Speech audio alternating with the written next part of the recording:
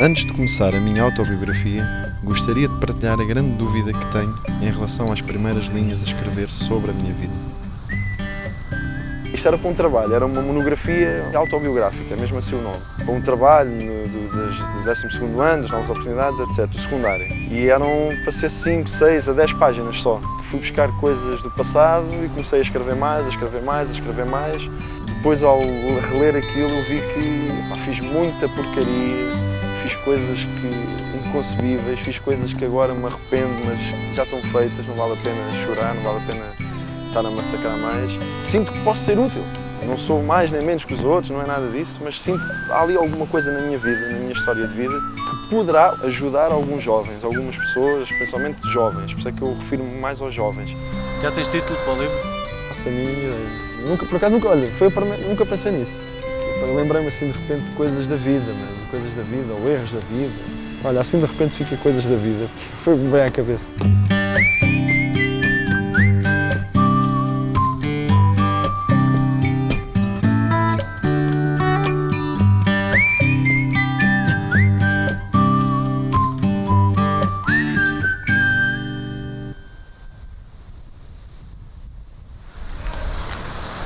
Olha, vamos andar neste. Não sei se é neste. Queres andar neste? Eu não quero ir. Eu quero. Depois aqui por cima. Vai, Luana, vai, que o pai também vai. Senta aí direitinho. Aos 28 anos, Pedro Felipe vive no extremo de uma vida passada, quando ainda era Pepa, quando ainda vestia a Benfica, quando foi campeão da Europa Sub-18 e quando era apontado como uma das maiores esperanças para a linha da frente do futebol português. 10 anos depois, casado, pai de 3 filhas, o jogador tornou-se treinador, mas é e sempre será lembrado como o miúdo que marcou um golo no Estádio da Luz, na estreia pelos séniores. Fui convidado para o Benfica, Boa Vista, Belenenses e Sporting. Acabei por optar pelo Benfica devido à seriedade das pessoas que falaram comigo e com os meus pais. Foi então que, em 1994, com 13 anos de idade, a minha vida deu uma grande volta e sofreu mudanças irreversíveis para o futuro.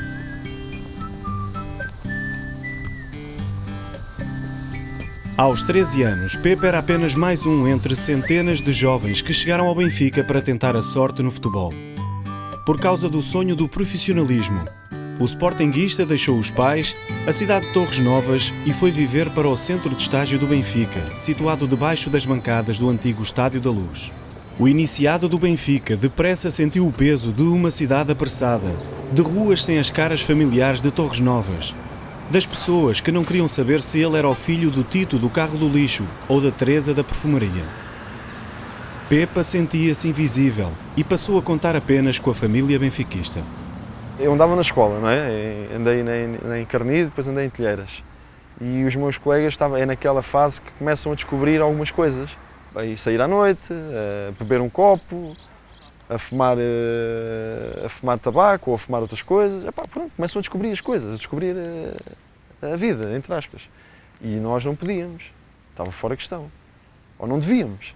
E a tentação de se fazer aquilo que os outros colegas fazem é grande, por acaso, e também tive que ser forte nisso, aguentei isso, não tinha o meu pai, não tinha a minha mãe, e tinha os colegas todos da turma a combinarem, desde segunda-feira até sexta, a combinarem para os bares que iam na sexta à noite e no sábado à noite. Eu tinha jogos ao domingo de manhã, iniciados em juvenis. Tinha que estar no centro de estágio às 11 da noite, era tipo Cinderela, a porta fechava e acabou. Agora, para sair, tínhamos de saltar pela janela, e saltei algumas vezes, mas aí está. Não foi muitas. Porquê? Porque tive que optar a uma coisa ou outra. Pepa gostava da popularidade que gozava junto das miúdas, gostava de pertencer ao grupo mais forte da escola. E foi com os amigos do grupo que acabou por experimentar drogas leves. Experimentei umas ganzas, uns charros, ou como é que se chama agora. Como não estava habituado àquilo, nem nunca tinha fumado, nada daquilo, aquilo deixou-me completamente fora do normal, fora de mim, não sabia. E então tive treino, ao final do dia tive treino e fui treinar, fui para o treino. Eu nem conseguia abotoar as botas. Entretanto cheguei lá acima, o treinador, o professor Arnaldo Cunha, houve um exercício que eu tinha que passar a bola para posto de colete azul. Epá, e a bola sempre que chegava a mim eu passava para os amarelos. E ele parou o treino e ele disse, Pepa, é para os amarelos, não é para os azuis. E eu, assim, um bocado a ver mal, está bem, mister, está bem.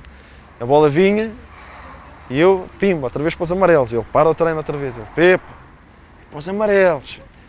Isto já foi a segunda vez. Eu, está bem, mister, agora. A bola vem outra vez e eu, pimba, nos amarelos. Ele pega em 2 coletes, um azul e um amarelo. Este é azul e este é amarelo. Hã? Estás bem? Ele viu que eu não estava a ler alguma coisa que não estava bem, então aproximou-se, chamou-me e teve uma atitude muito pedagógica e viu que eu não estava bem, não sei se soube o porquê, mas viu que eu não estava bem e mandou-me para tomar banho, mandou-me para o centro de estágio para dormir. E eu fui, tomei um banhinho de água fria e tal, fui, dormi a noite toda e no outro dia nem me lembrava bem das coisas, nem da barraca que tinha dado. Com apenas 15 anos, Pepa já recebia 120 contos que lhe serviam para alimentar uma vida irresponsável fora dos relevados. Foi nesta fase, final da adolescência, passou por aquilo a que chamou de desequilíbrio mental, por causa de episódios como este. Eu ia numa moto e uma das brincadeiras epá, estúpidas, não sei, mas a verdade é que eu as fiz. Fiz 1, 2 vezes, mas fiz. E o meu passatempo era passar junto às pessoas e dar calduços e dar pontapés nas pessoas. É uma coisa que eu hoje em dia, eu estar a dizer isto aqui para a câmara, não digo que seja preciso ter coragem ou não, eu fiz as coisas e acabou, ponto final. Agora, estou arrependido, estou, paguei por isso, paguei, se calhar devia ter pago muito mais, que aquilo não se faz, aquilo é inconcebível. Houve uma pessoa, uma senhora, que eu dei um pontapé na senhora em movimento, que a senhora foi para o hospital e depois os carros vinham atrás, barraram-me o caminho à moto, veio a polícia, algemou-me, fui para a esquadra, como era menor de idade não pude ficar em prisão preventiva, tiveram-me que soltar, mas é uma vergonha, uma vergonha. Isso é um exemplo, se calhar um dos mais graves que eu fiz. Desequilibrado na vida pessoal, mas imparável na vida desportiva, o campeão nacional de juvenis dava nas vistas e é chamado às seleções sub-15 e sub-16. Tal como no Benfica, na família das Quinas, também há espaço para o capítulo da vergonha. Eu lembro-me de ter ido à seleção, por exemplo, e nós, numa fase de apuramento, nós éramos campeões europeus, nós íamos defender o nosso título. E eu lembro-me perfeitamente na seleção, num apuramento decisivo, para irmos ao Campeonato Europeu de Sub-16, na Hungria, Budapeste. Opa, nós praticamente destruímos o nosso piso ali do hotel, o piso onde nós estávamos. Nós, miúdos, as raparigas de leste epá, são diferentes das portuguesas e nós miúdos, 16 anos, a ver aquelas loiras todas. Opa, a gente perdeu-se completamente ali e não conseguimos, e perdemos os 2 jogos. Com a Arménia, perdemos com a Arménia 1-0 e com a Hungria 1-0. Não fomos ao Campeonato Europeu defender o nosso título. Porquê? Por causa do valor da Arménia e da Hungria? Não. Por causa dos pipo-shows lá de Budapeste, disto e daquilo. Isso é um episódio, lembrei-me agora. Num país com poucas referências na linha da frente, Pepa era um dos títulos mais cotados na bolsa de apostas para o futuro. E por isso, no mesmo dia em que fez 18 anos, o jovem avançado assinou contrato profissional com o Benfica e tornou-se o júnior mais bem pago da história do clube.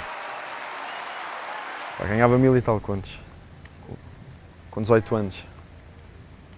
Era muito dinheiro. E acredito que chegava ao fim do mês e não tinha dinheiro. Uma vergonha. Uma vergonha. Descontrolado fora de campo, Pepa continuava a somar sucessos no relevado.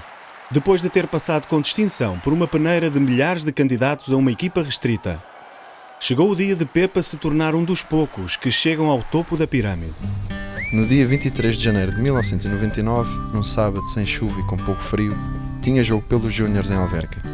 Quando o Mr. Chalana acaba a palestra, chamou-me à parte para falar em privado comigo. Disse-me então que não ia sequer para o banco de suplentes porque estava convocado para os séniores que jogavam à noite contra o Rio Ave no Estádio da Luz. Quando eu ouvi o meu nome, eu já tinha ido a um estágio no Algarve com os séniores, mas quando o Chalana diz que eu estava convocado para os séniores, no jogo à noite, se calhar não consigo agora explicar a felicidade que foi ouvir essa notícia. Não consigo, não sei. Não digo que é como sair €1 milhões, porque não sei. É o atingir de um sonho, de um objetivo. Não dá para para explicar assim o quanto feliz eu fiquei. E eu entrei, penso, para queimar tempo. Entre sair o Nuno Gomes e eu entrar, pronto, sempre se perde ali alguns segundos. Não sai, aplausos para o Nuno Gomes, o miúdo entra, não entra. E a verdade é que tive a felicidade de... Felicidade ou não, mas isso depois é outra coisa. Se calhar se não tivesse marcado o gol teria sido melhor, mas pronto. Mas passado poucos segundos depois de entrar, pronto, fiz o 3-1.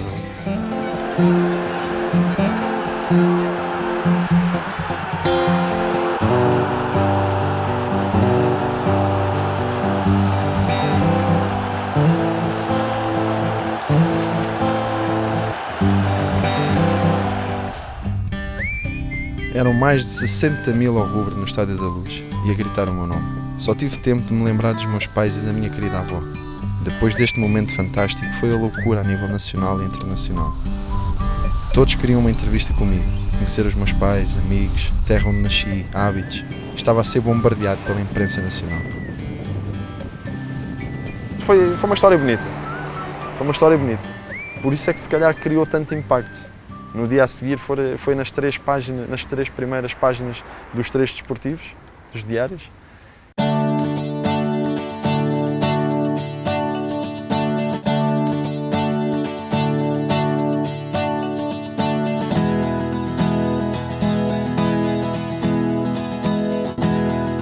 E aí é que começou, se calhar, o problema do mediatismo começou aí. Com esse golo, com essas 3 páginas, primeiras páginas. E aí tornou-se um bocado... Não estava habituado a isso. Miúdo dentro da terra, com objetivos, com sonhos, tudo bem. E se calhar aquilo... Se calhar a expectativa depois ficou muito grande também, admito.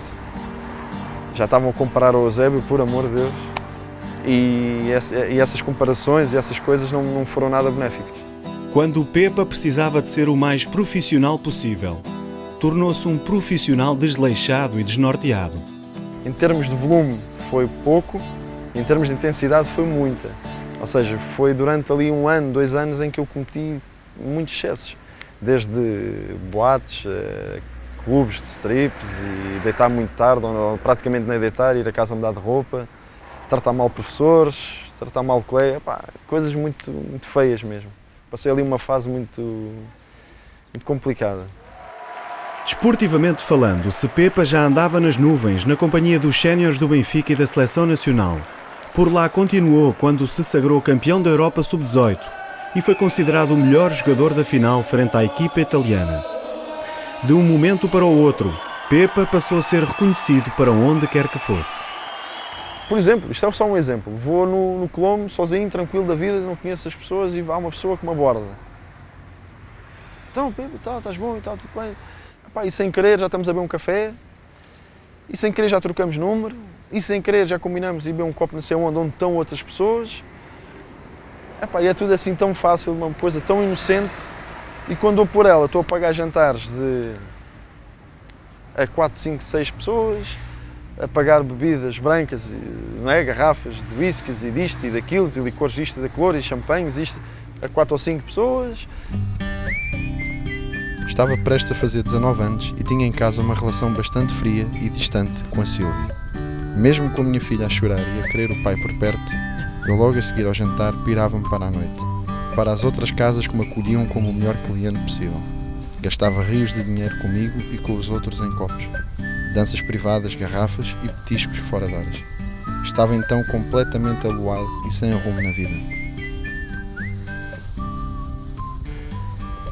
Eu achava-me o rei do universo, que era tudo meu, que isto era tudo fácil, que temos trânsito e os carros abrem todos para passar, que era tudo fácil, tudo. Não faltava dinheiro, não faltavam mulheres, não faltava nada. Aquilo era uma festa. Tinha garrafas em tudo o que era casas em Lisboa, das melhores casas de Lisboa, tinha garrafas para mim e para os amigos que vinham atrás. Amigos, os tais amigos da onça, do oportunismo, amigos que apareciam de repente. E eu pensava, gostam muito de mim.